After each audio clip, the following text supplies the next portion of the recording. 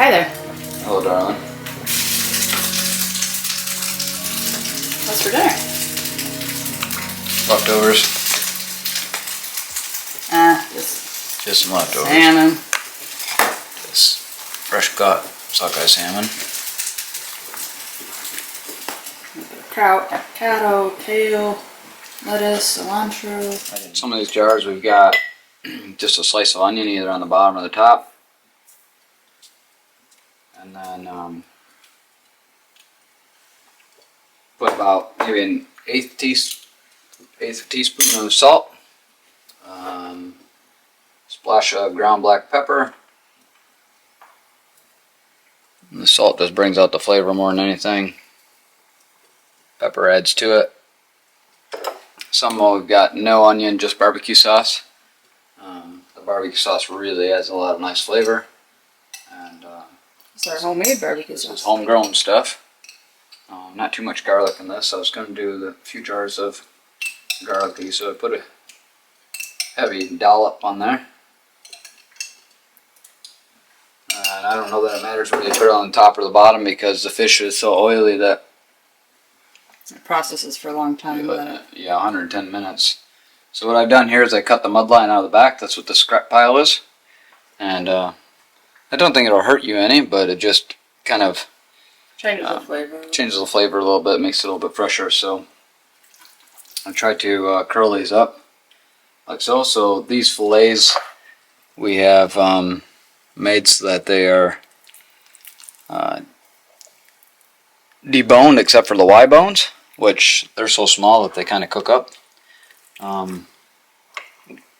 Most of our canned salmon is kind of grab and go type stuff. If you want a healthier salmon, you would add on or leave in the bones, and you can even leave the skin in if you like. If you do that, you'd cut a steak rather than a fillet and put the skin to the outside of the jar. And only use pint or half pint for canning raw fish.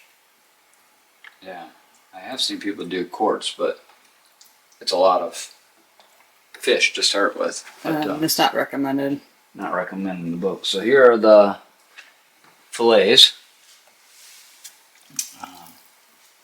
And you can see this is the inside of the fish. This would be the outside with the skin off. So this is that mud line that I'll slice out real quickly. And So you're getting about a half a fillet, not quite a half a fillet in one jar. depending on the size of the fillet, but about a half a fillet, yes. So just be careful when you're slicing so your fingers don't get in the way. But this the mud line kind of goes down towards the center where the backbone would have been. So I'm just kind of angling the knife down. And I know I'm not going to get it all out of there, but if I get a little bit, it helps. And this is the center right here. You can see this line here. When I say center, I mean by the backbone, or where it would have been, on the inside of this. And then you can kind of just get in here and kind of fillet that out. So try and do this so it gets on the camera. The good part is nobody cares what the fish looks like. Okay, so because it kind of changes formation. It's after it's cooked up in the canner. We tried to keep some of the thicker, nicer looking fillets to freeze, and then some that were a little bit, probably the ones I filleted, save for canning. They're butchered up a little bit. It doesn't matter as much when they're in the jar. They kind of fall apart anyway. Yeah, presentation kind of goes out the window.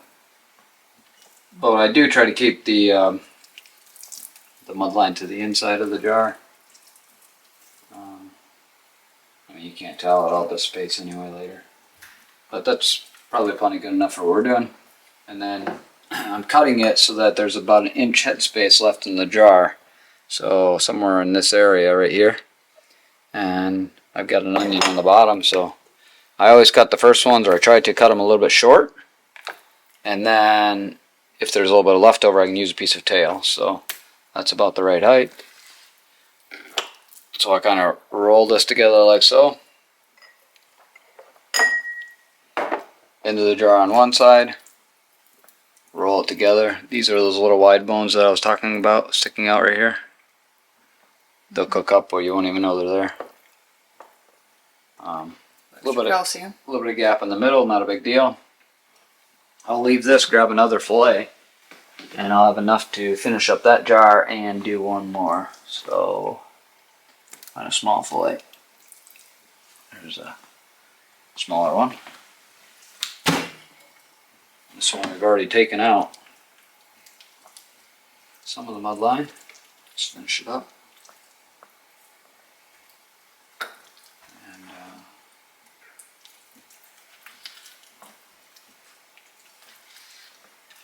And I always try to put a belly with the tail because the belly's got a lot more fat on it. I don't know that it's that big a deal. I just like the fat in with the balance it out. Fish, right? And I'm not afraid to stuff it in there and fill that jar as much as possible. So we've already got all the goods in there. We're not going to need much more. But this is pushing up a little bit, so I'll just pull it out of there. You have to have enough headspace, otherwise the oils will overflow and you won't get your seal, your clean seal that you need. So it said 3/4 inch to an inch of headspace. It's pretty tight right there, to be honest. But the nice thing is you do not need to add any liquid for a raw fish. So this is a raw pack of raw fish. And you can add in spices and seasoning or anything that's needed. And you can add in just about any flavoring you want. Some people do hot peppers. Yeah, we've done peppers, we've done brown sugar, we've done maple syrup, done ketchup. One year I had so much fish I ended up using all the whatever I had in the refrigerator. So I had all sorts of stuff from mustard to ketchup to just plain. Many times just plain, which is fine. We add in a little bit of salt. Oh, it's just extra, not needed, but yeah, has a nice variety. The 921 canner, which is a smaller of the All-American canners, calls for 19 pints. But these are wide mouth. But you cannot fit 19 wide mouth pints in that canner. I can't remember exactly how many, but we're going to find out here in a moment. We can do a double decker, but we need. Yeah, but so there's just the wide mouth doesn't quite fit this one. Thinking maybe we'll get 16. So we've got 1, 2, 3, 4, 5, 6, 7, so about 28 jars here. And we've got a few more fillets, so we'll get some more jars, pack those up. We're going to take a clean wet cloth and clean off the rims here. Then we'll take our lids that are boiling, put them on, tighten our rings on, place them in the canner. You have to add water to the bottom of the canner. Put about 1 inch of water in the bottom of the canner. And we actually put a little bit more because this is all very cold. You can see it just came off of ice. So it takes a long time for that to exhaust and get the steam out, and we don't want to boil it dry. So yeah, it will ruin the canner. Ruin the canner, yeah. So that's the plan. Now we have just a few more fillets. We started with, I think, about 24 fillets. And this is what we have left, and underneath that is a crate of carcasses. So we'll boil those up. So I can put those in the pot here and boil those up. Make a broth out of them and eat the extra fish. So that's 28 jars. So we've got 1, 2, 3, you should be able to 4. fill both canners. So do 2 batches right away. So if we got 16, that'd be 32. It'd be just about perfect. Yeah. We might have to keep one out to eat tomorrow. I won't disagree with that. Okay, so break time. Get some more jars cleaned up. And we'll get back to work. Okay. Yeah. Maybe have a snack. Something over here. I think that's calling my name.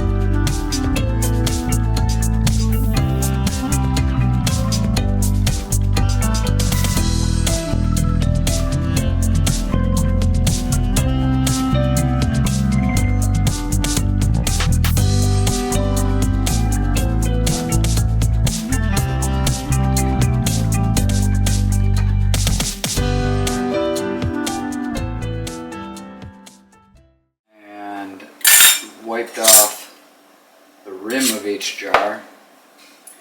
We had the lids boiling in water for, I don't know, much longer we needed. We only need them for about 10 or 20 minutes. Or 10 minutes is plenty. We got all the taller ones here. I'm going to put these in first. So Aaron put about an inch, inch and a half of water on the bottom here. And that water will boil and steam, and that creates the steam creates the pressure in the pressure cooker.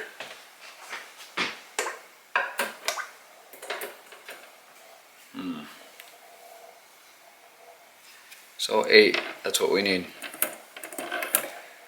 That's all we're going to get is 8. Move it into the middle.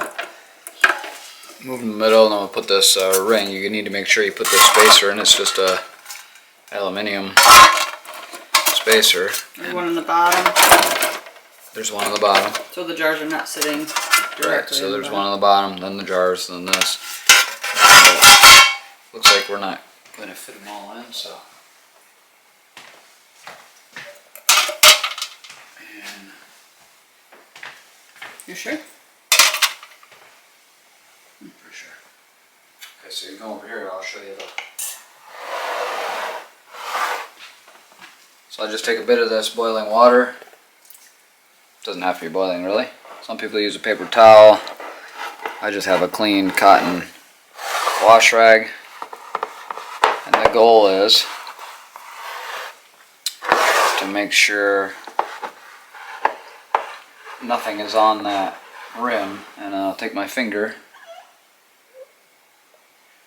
and go back around and make sure there's no spices or debris or anything that would prevent it from sealing. or a chip or a crack in the jar. Mm-hmm. You've had to switch out some before because you come across a chip. Check them ahead of time, but then you.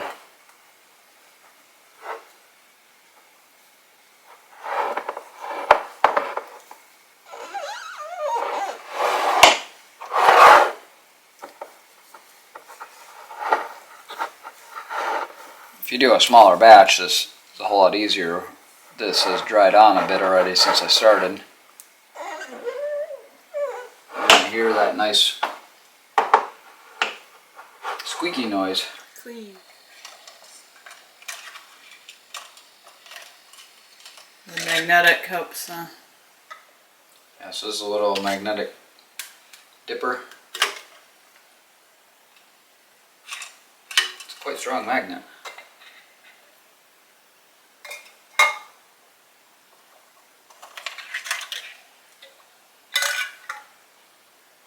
Just helps keep everything clean and keeps from burning your fingers. We had a friend who's been canning for years, and he was dipping his fingers in or a fork or something, and I'm like, that's nuts. He went right out and bought one of these the next day, I think.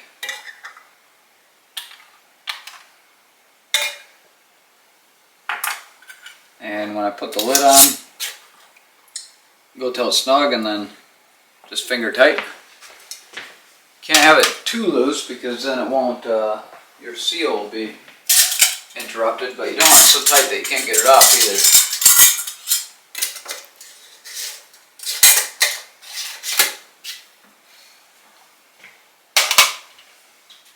either. Yeah, so she got the water in. The one other thing we always put in is just a couple tablespoons of white vinegar.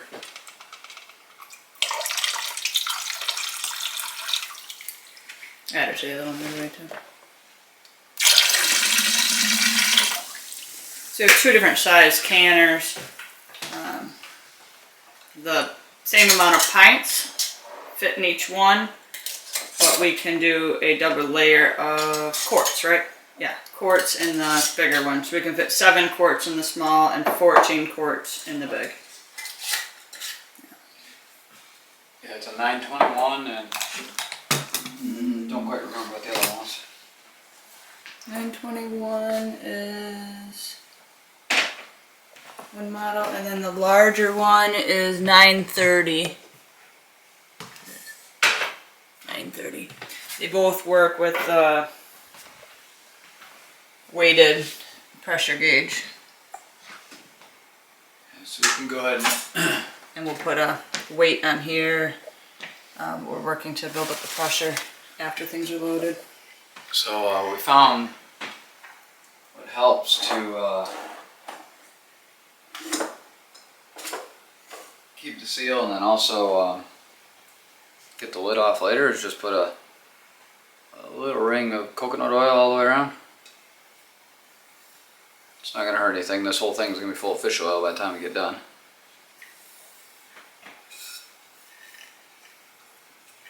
So there's no gasket or like rubber ring.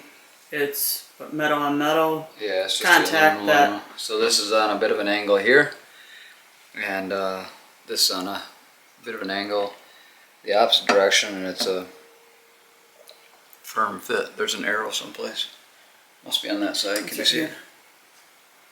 Where? And Should be right here somewhere. yeah, right here. So You have to turn it around. it's gonna go like Turn it that. around. Oh, the arrow's on this side.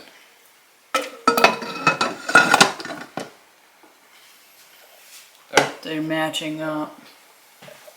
The top arrow, and this one it's not very clear, but it's indented here a little bit. So those align. And I guess the sticker corresponds with like the front of it I'll lube this one up right away. versus the back. There's nothing. And we only lube it like if we're gonna do 2 or 3 canner loads. We only do it the first, maybe the first and third or first and fourth time. So then it's really important when we put these on that you have like the spacing exactly the same all the way around. So Can I create like a star? what's that? Like a star, like you might on a. When you tighten them, yes, but what I'm referring to is this gap. If we look around here, we want to keep this uniform all the way around, so we don't want, here I'll show you what we don't want. We don't want the one side to be really narrow. Really narrow, so I've just tightened that one down too much as an example. And then And have then a this one's really too large high. gap on the other side. It just, So what I'll do is I kind of, especially when it's exhausting, because if it is not equal, or if there's a little bit of a gap on the one side, then it'll exhaust out of the side, and you're going to lose a lot more steam, and the seal won't be as strong. so I just kind of get them close by tightening them up a bit, so it's a little tight here. I'll put this one on.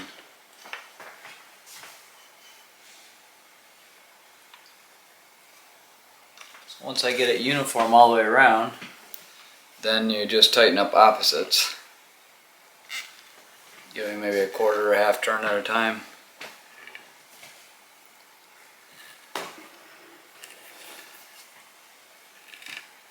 You don't have to overdo it because we've stripped these out already before. Can buy replacement handles, but They're expensive though. I think $13 a piece. Okay, so from there we'll exhaust it out. Once we have exhausted for 10 minutes, then we'll put our weight on and we'll be ready to go. So I'm going to finish cleaning these jars and putting the lids on. And we'll load it up and put it to work.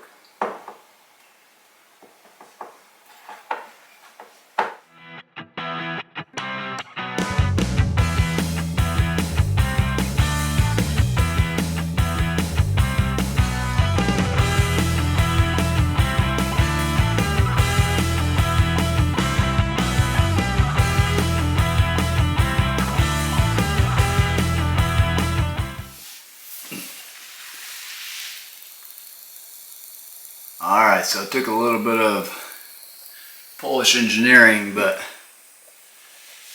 I was able to rig up this stove with my friends here. This is a house that he purchased that is not yet up to living standards. He's allowed us to park our trailer out front here. It's just a little shack that he picked up, and he's going to lift it up in the air a little bit, put a proper foundation underneath, and make a go of it. At the other house we're staying at, it's a glass top stove or range, and you cannot use one of these canners on that.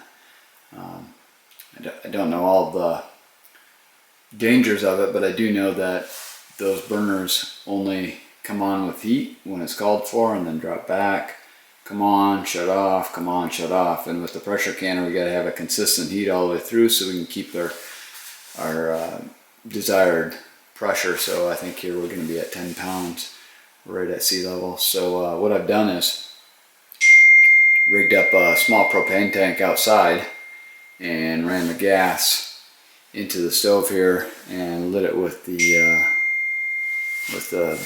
lighter. So I'll give you a quick show of that. It was raining, so I wasn't able to film it, but yeah, so this is what I've got going on. I've got a spare tank here, but I had to get an adapter to make this work. So for whatever reason, before we left, I grabbed this old hose with a regulator. There's the regulator there, and that just screws on to a propane tank. So I've got that wired into this copper line that goes into the stove. Not wired, plumbed in. And you saw it was burning, so everything's working properly as we had hoped. Just a little bit of Polish engineering. Hopefully that tank will last us. If not, we'll swap it out with another one here. So yeah, kind of a rainy, dreary day today. So I've got a bit of paperwork to do with a few books to read and all that sort of thing. So right now we're going to let these run. It's going to take a while because they're quite chilled. You can see the condensation here. A little bit of condensation here. That's where we've got that 1.5 inches of water or so on the bottom. We've got our jars, that aluminum spacer, another set of jars, and then we oiled up the seal with coconut oil, and the seal on these is just aluminum to aluminum. And then we crank these knobs down evenly. So we'll wait for it to exhaust out of the port right here, and on this one right here, and then we'll throw our weights on there for 110 minutes. So right now we stand back, hurry up and wait, and hope that our flame stays as it should. Alright, God's blessings. Bountiful harvest.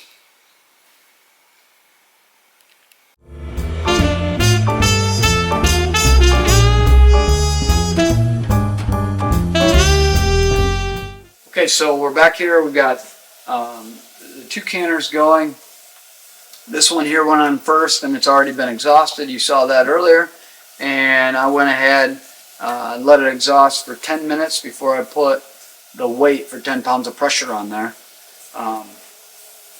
And then this one here has been exhausting. I set the timer on my phone. We've got about 5 minutes left. And what we're looking for in the exhaust is a solid stream. I'm going to put my arm up here so maybe you can see it a little bit better. But should be a solid column of steam. Shouldn't be one shot and then blank air and then another shot of steam and blank air. It should be a fairly consistent column of steam. So we've been holding pressure at about 10 pounds. So the way this works is these should rattle about 1 time for every 1 minute, I believe. And as little as 1 time to every 3 minutes. So for whatever reason, this gauge here generally reads about 12, and when it drops down to around 11, there it is, it'll start rattling. So I'm not sure if the gauge is off or if the weight is off, but that's where we're at there. And this one here holds really, really well. It's just a smaller canner. I think it has less space because this is all dead space from about here on up on this one, because this canner is made for 2 quarts. So a layer of quart here, a layer of quarts here. You get 14 quarts in this one. And this one you get 7 quarts. But right now we're canning with wide mouth pint jars. So it's a little bit off as far as the ratio is concerned. So in each one of these right now we've got 16. I could probably squeeze 17 if I really tried, but 16 is just perfect. So I've got the timer going, and we've 7 minutes left on this canner here. And then of course after the 7 minutes we'll shut the flame dust, and we'll have to wait for this dial to go all the way back down to 0 or really close to 0 before we pop the lid. So we'll catch up then. I'll shut this off, wait for it to go back to 0 or close to 0, pull the weight off, and then open up the lid, and then we'll pull those jars out of there and set them over here where I've got this set up right now. Shut down the flame. Off, and we'll let that go now, and we're going to wait for this dial to drop down here, not quite to 0, just maybe 1 or 2 pounds above 0 before I pull off the weight. And the reason I do that is because if I let it go all the way down to 0, it'll actually vacuum seal this lid right to the base. When it's maybe a pound or 2 of pressure is all, just a very, very minor amount.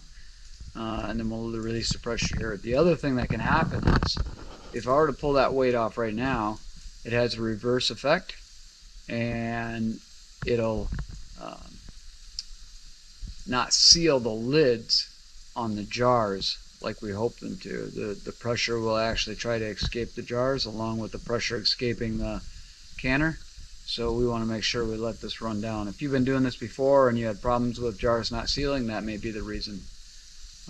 However, I don't want to let it go all the way to 0, otherwise I'd have to get a screwdriver in here and literally pry this apart, which can be done, but we don't want to do that on a regular basis. So, okay, we'll hurry up and wait for this drop down in pressure, and at the same time, this won't keep cooking. We'll let that ride for another 15 minutes, and actually this should take about 15 minutes, maybe a little bit longer.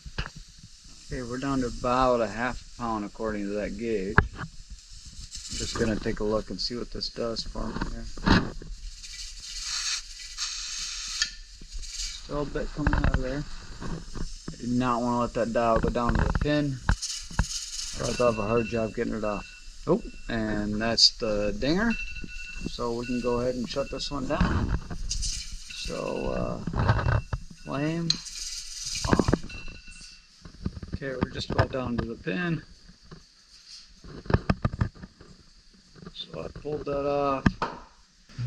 So before this goes too far down, I'm going to give it a quick crack, and I'm going to go opposite sides. The canner kind of alternating as I go, and you may hear a severe pop, and that's just the pressure breaking the seal between the lid and the canner itself.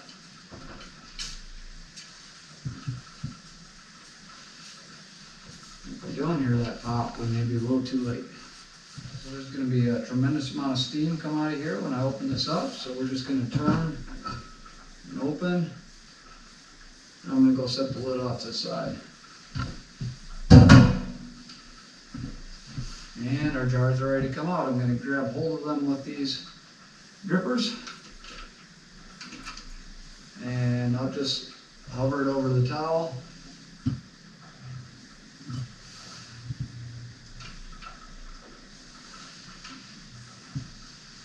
And don't worry about any water that's on the lid. That's all going to evaporate off.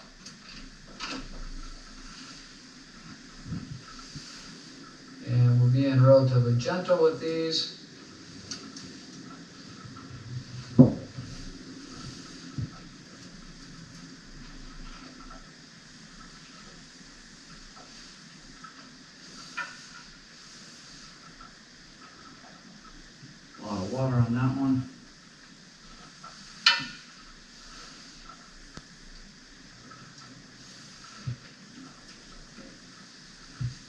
see those jars have filled right up with oil. Just beautiful. Nice salmon there, lots of fish oil. Very, very healthy.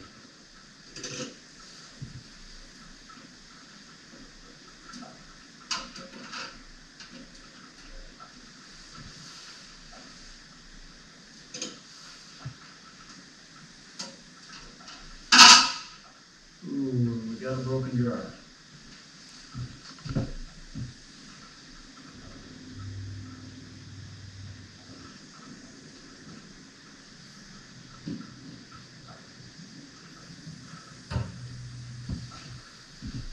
That's not a good sign, a broken jar. I don't like seeing that. Just get that one out of the way. Be careful, this is hot. So you always have a bit of oil that is out of the jars, but now that we've broken a jar, these bottom ones have a lot of oil on them. Not to worry, when we get through, I will, after they've cooled, I will wash them up really well. And we'll be in good shape, I'm sure.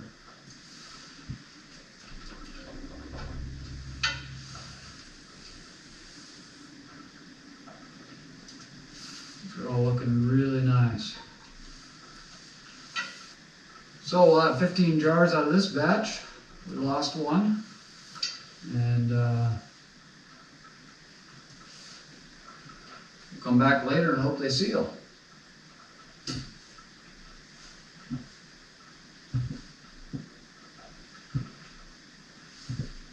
And we'll have to wait. This is at 6 pounds, so we're going to have to wait just a little bit longer for that to drop down.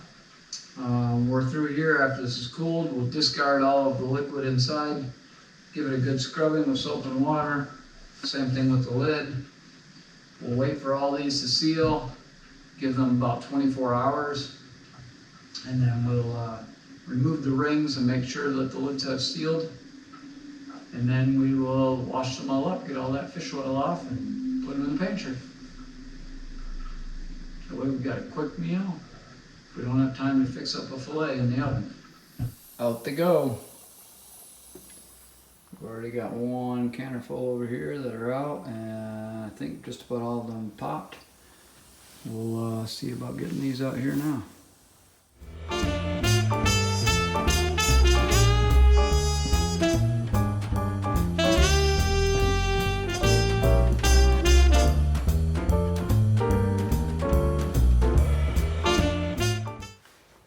Bingo!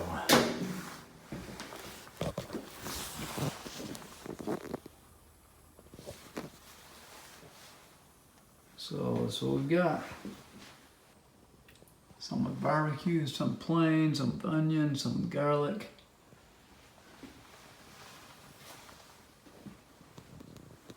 $31 jars of goodness. Time to let them seal. Be back in 24 hours to clean them up.